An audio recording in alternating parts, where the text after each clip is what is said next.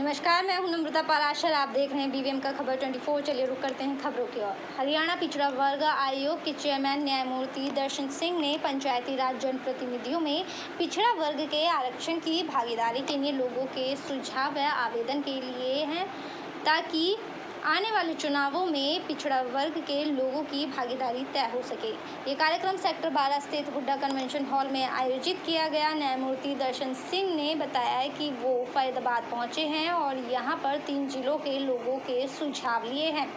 जल्द से जल्द ये रिपोर्ट सरकार को सौंप दी जाएगी। मैंने मांग ये उठाई है, जो पिछड़ा वर्ग आयोग के चेयरमैन साहब हैं जस्टिस दर्शन सिंह जी। हमारा प्रजापति समाज जो वर्षों से पूरे समाज की सेवा करता है, ना कि आज़ादी के बाद से, उस समाज को हमेशा से उपेक्षित किया गया है। उसके लिए कोई फैसिलिटी नहीं है, उसके लिए कोई रिजर्वेशन नहीं है, जिससे कि हमारा कहीं सरपंच, पंचायत, कहीं मेंबर, कहीं एमएलए, एमपी, कहीं कोई रिप्रेजेंटेशन नहीं है। तो मैंने आयोग के सामने यही मांग रखी है कि जो अत्यंत पिछड़ी जाति हैं, जिसमें हमारी कुमार जाति भी आती है, इसको बराबर करने के लिए आरक्षण पंचायती राज में बहुत ज़रूरी है और ये सारी पोस्ट पर होना चाहिए। खासकर जो कि ब्लॉक समिति में है, जिला परिषद में और सरपंच में नहीं है, बड़े दुर्भाग्य की बात। तो मैंने उनको ये कहा कि सरपंच में भी होना चाहिए और बीसीए के लिए अलग से होना चाहिए। ये मैंने आयोग को क्या आश्वासन आयोग जो है पूरे सदस्य हैं, उन्होंने हमें ये आश्वासन दिलाया कि वो हमारी बात को आगे पहुंचाएंगे, रिपोर्ट में देंगे और शायद हमें उम्मीद है कि हमें न्याय मिल सकेगा। हम आज फरीदाबाद ये स्टडी करने के लिए आए हैं कि बैकवर्ड क्लासेस का क्या प्रपोर्शन होना चाहिए for reservation in panchayat election, Panchayati Raj elections institutions. Sir, आपके यहाँ पे पहली मीटिंग है, अभी कितनी मीटिंग और बाकी है, कब तक ये रिपोर्ट देनी है? उसके बाद 5 मीटिंग हमारी और हैं। उसके बाद रिपोर्ट कोई फिक्स टाइम नहीं है, बट विल ट्राई जल्दी से जल्दी रिपोर्ट दी जा सके। क्योंकि चुनाव जो है इसी रिपोर्ट की वेट कर रहे हैं सर, शायद समझते सरकार इसी का वेट कर रही है। वो तो गवर्नमेंट इलेक्शन करवाना गवर्नमेंट का काम है, हमने रिपोर्ट देनी है। हम ट्राई करेंगे भी जल्दी से जल्दी दे दें। चारों तरफ श्री कृष्ण जन्माष्टमी की धूम देखने को मिल रही है। ऐसा ही एक नज़ारा तिगांव के गांव जुनहेड़ा में भी देखने को मिला, जहां गांव वालों ने मिलकर श्री कृष्ण जन्माष्टमी का त्यौहार मनाया। गांव वालों ने मिलकर जन्माष्टमी का उत्सव मनाया। वहीं लोगों ने सुंदर सुंदर झांकियां भी बनाई और गांव में रंगमंच पर बच्चों ने भगवान कृष्ण के भजनों पर नृत्य किया। साथ ही साथ लोगों ने दही हांडी का भी प्रोग्राम किया, जहां दही हांडी को छोड़कर जन्माष्टमी का उत्सव मनाया गया।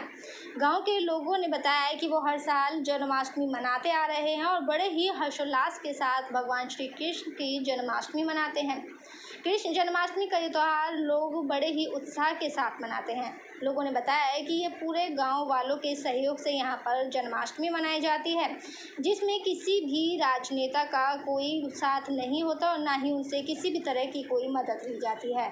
लोगों ने बताया है कि वो पिछले काफ़ी समय से इस उत्सव को मनाते आ रहे हैं। उनको ऐसे करने में बहुत ही आनंद आता है।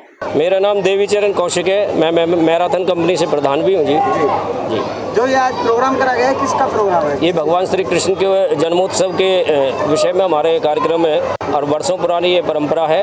गांव बस्ती के सभी के सहयोग से, सेवकावड़ सेवा समिति के सहयोग से, हरि कीर्तन महिला मंडल के सहयोग से, संपूर्ण बस्ती की तरफ से ये कार्यक्रम था भगवान के जन्मोत्सव में। जन्माष्टमी का जो कार्यक्रम है कब से आयोजित किया जा रहा है? ये हमारी वर्षों की पुरानी परंपरा है जी। बुद्धदास बाबा जी हमारे यहाँ पे कुटी पे मंदिर पे रहते थे, उन्होंने वो दंगल से प्रोग्राम शुरू किया था और आज वो उनकी जो है कंटिन्यू हम इसे परंपरा को हर वर्ष निभा रहे हैं। नाम क्या है सर आपका? छविकांत कौशिक। छविकांत जी, ये बताइए आज क्या उत्सव है और किस उत्सव पे आज आप मनाया गया? ये कृष्ण जन्माष्टमी के उत्सव पे हम मना रहे हैं। हमारा पूरा गांव मतलब इकट्ठा होकर, इतनी कहते हैं ना, एक भैयाचारा इतना बना हुआ है इस जुनेड़ा गांव में, जिसकी मैं आपको जितना कहूँ उतना थोड़ा है। सभी भाइयों ने ये सुबह से लगे हुए हैं जी। आज रात का भी हमारा प्रोग्राम है, 12 बजे तक चलेगा ये प्रोग्राम। तो कृष्ण जन्माष्टमी के उत्सव में हमने ये प्रोग्राम रखा है जी। कब से रखा जा रहा है? भाई देखो जी, मैं कम से कम 25-30 साल तो मुझे हो गए जी देखते देखते, और और हमारे बुजुर्ग जो भी हैं वो करते आ रहे हैं इस प्रोग्राम को। इसका प्रोग्राम भाई विशेषता मैं आपको क्या बताऊं भाई साहब, विशेषता ये है कि गांव बस्ती का इतना सहयोग है इस काम में।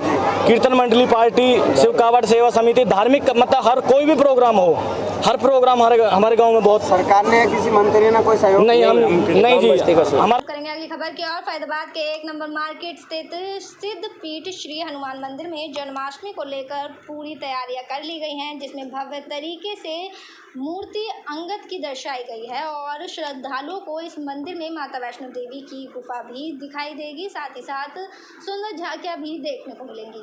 हाथी घोड़ा पालकी जय कन्हैया लाल की। जी हाँ, आज जन्माष्टमी के उस महोत्सव पर मैं आज 1 नंबर मार्केट स्थित हनुमान मंदिर पर आया हूँ। मैं आपको दिखा दूँ जिस तरीके की यहाँ पर तैयारियाँ चल रही है।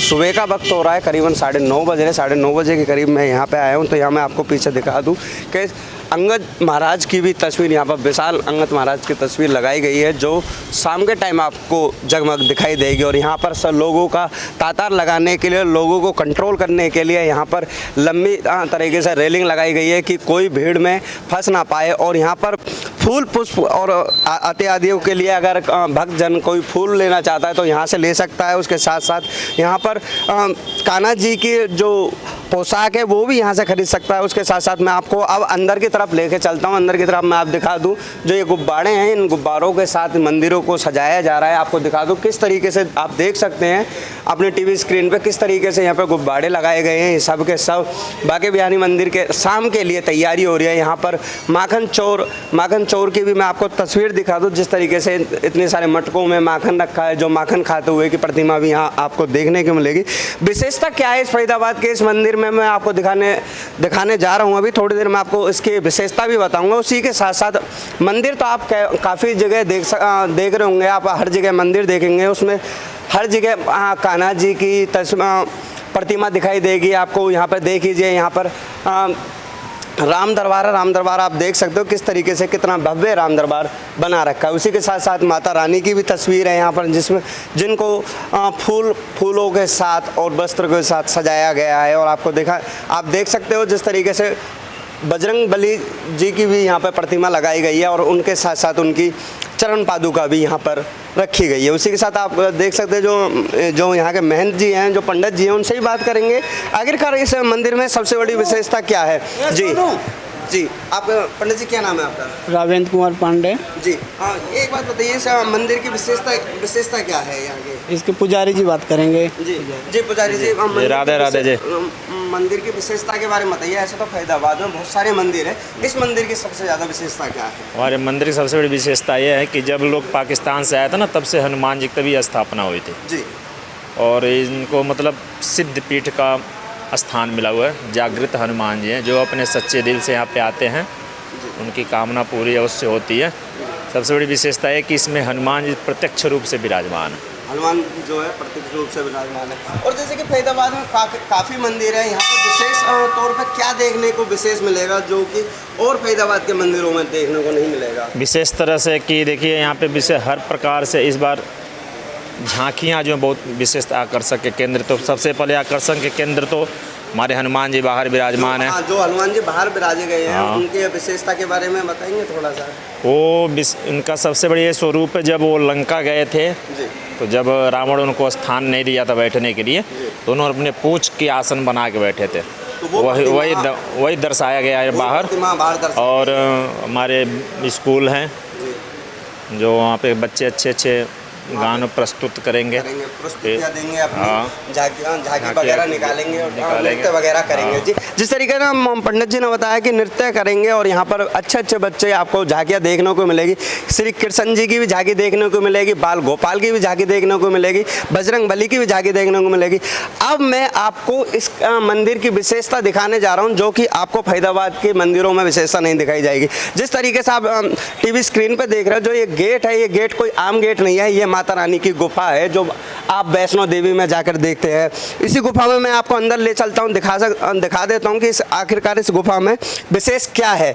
मैं आप देखिए जिस तरीके से आप देख रहे हो कि ये जो पर्वत है, ये पर्वत की श्रृंखला के अंदर इसको बनाया गया है। जब आप देख सकते हो किस तरीके से, कितना अच्छा सुंदर तरीके से यहाँ बनाया गया। आगे की तरफ भी हम चलेंगे, आगे की तरफ मैं आपको दिखा दूँ आगे की तरफ क्या क्या है। और यहाँ आप जैसे जैसे इस गुफा में अंदर की तरफ जाते चले जाएंगे, आपको एक ठंड का महसूस, एक अच्छी प्रस्तुतियाँ देखने को मिल जाएगी। जी मैं आपको जिस तरीके से अंदर की तरफ हम आगे की तरफ देख रहे हैं कि इस गुफा की जो विशेषता है कि यहाँ पर आपको माता रानी के दर्शन साक्षात यहाँ फरीदाबाद के NIT नंबर 1 के मंदिर में हो जाएंगे। आप सामने देख रहे हैं कितनी सुंदर प्रतिमा माता रानी की यहाँ पर लगाई गई है, जिसको देखकर यहाँ पर भक्त मौन हो जाएंगे। जो उसी के साथ साथ मैं आगे भी ले चलता हूँ, आगे की तरफ भी चलता हूँ। आगे की तरफ मैं आपको दिखाऊंगा जैसे कि माता रानी की तस्वीर यहाँ पर लगाई गई है, उसी के साथ साथ भैरव बाबा की भी यहाँ तस्वीर। जी आप वैष्णो देवी जब जाते हो पहले माता रानी के दर्शन करते हो, उसके बाद भैरव के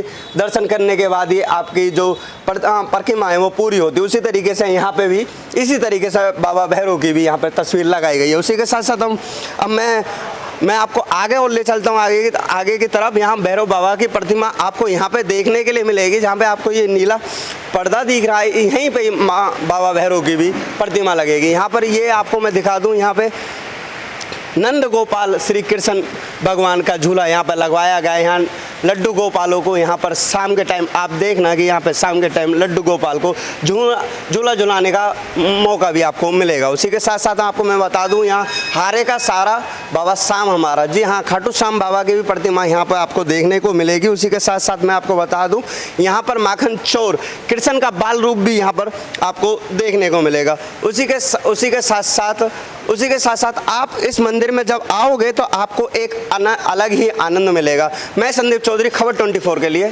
फरीदाबाद। चलिए रुक करेंगे अगली खबर की और। आम आदमी पार्टी के नेता हरेंद्र भाटी ने अपने ऑफिस पर जन्माष्टमी का पर्व बड़े ही धूमधाम के साथ मनाया। दिखाई दे रही ये तस्वीरें हरेंद्र भाटी के कार्यालय की हैं, जहां पर उन्होंने जन्माष्टमी का पर्व बड़े ही धूमधाम के साथ मनाया। हिंदू रीति रिवाज के अनुसार श्री कृष्ण की पूजा की गई। आज हमने पूरे दिन उपवास रखा हुआ और शाम को उपवास को खोलेंगे और भगवान का जन्मदिन इस प्रकार से हम मना रहे हैं। जो हमें हिंदू रीति रिवाज है उनके लिए उनकी तरफ से बहुत बहुत शुभकामनाएं, बहुत बहुत धन्यवाद। खबरों में बात करेंगे अब पलवल की। पलवल के विधायक दीपक मंगला ने कहा कि कदीमी मेला हमारी प्राचीन संस्कृति को याद दिलाते हैं। देश के प्रधानमंत्री नरेंद्र मोदी ने भी मन की बात में कदीमी मेले का वर्णन किया है कि कदीमी मेलों का समय समय पर आयोजन होना चाहिए। ये प्रेम, प्यार और भाईचारे को बढ़ावा देते हैं। ये वक्तव्य विधायक दीपक मंगला ने माल गोदाम रोड पर स्थित कदीमी श्री बलदेव छठ मेले का शुभारंभ करते हुए कही। जो देश अपनी पुरानी संस्कृति को भूल जाता है, उस देश का अस्तित्व समाप्त हो जाता है। उन्होंने कहा कि भगवान श्री कृष्ण के भाई बलराम ने पलवल में पलम्बासुर नामक असुर का वध किया था। पलम्बासुर के नाम पर ही पलवल का नामांकन हुआ।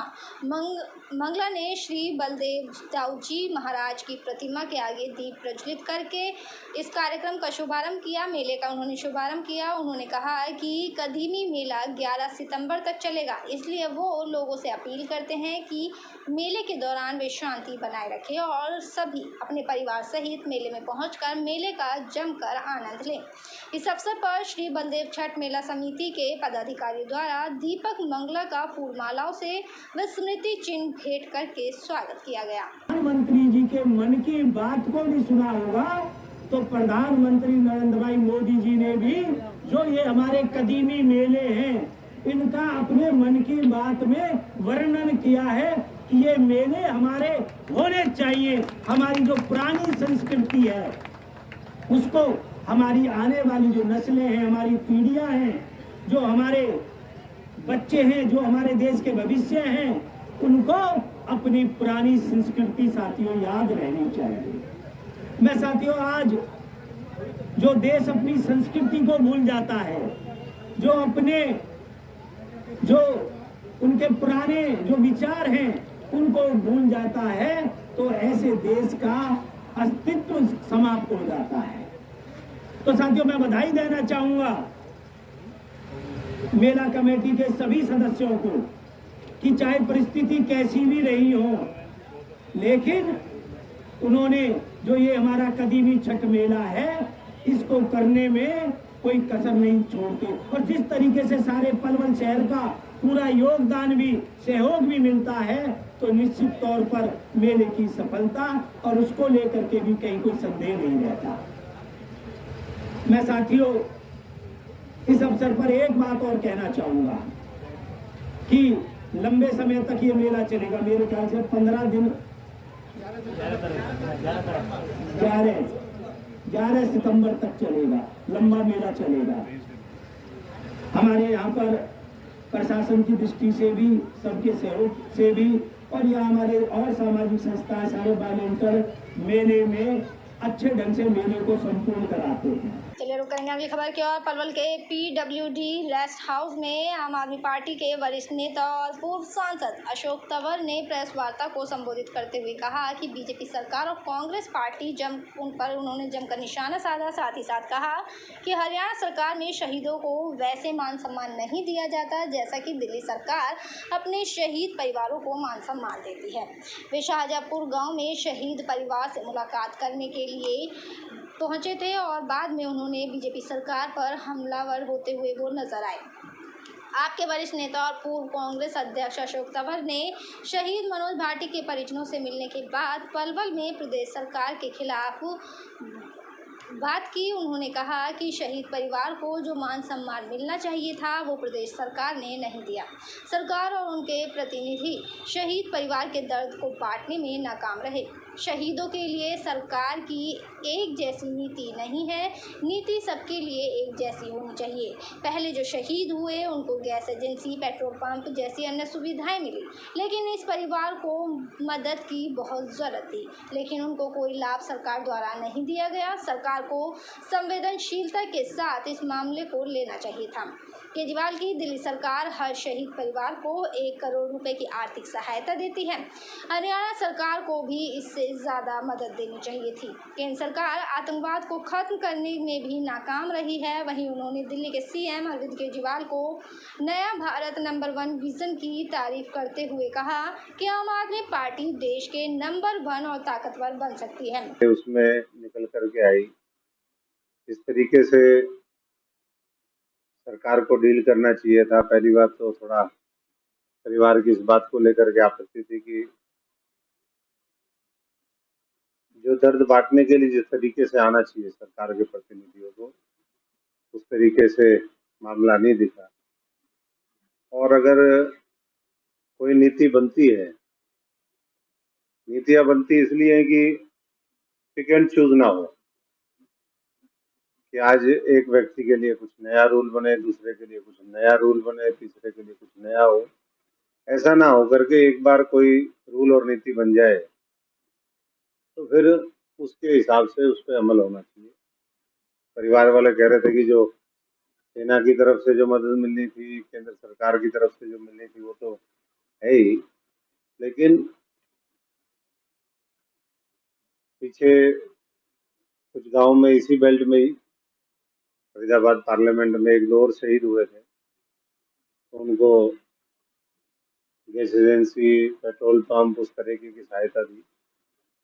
जबकि वहाँ कुछ इस तरीके का, क्योंकि यहाँ भी एक पीछे परिवार है, शहीद की जो वाइफ है वो है, प्रेग्नेंट है, कल बच्चा होगा, माता पिता है, तो थोड़ा सा और संवेदनशीलता के साथ सरकार को इस पूरे मामले को देखना चाहिए और यथासंभव जो भी मदद और हो सकती है वो भी मदद वो करे और थोड़ा सा व्यवहार में और शिष्टाचार ज़्यादा दिखाने की आवश्यकता है।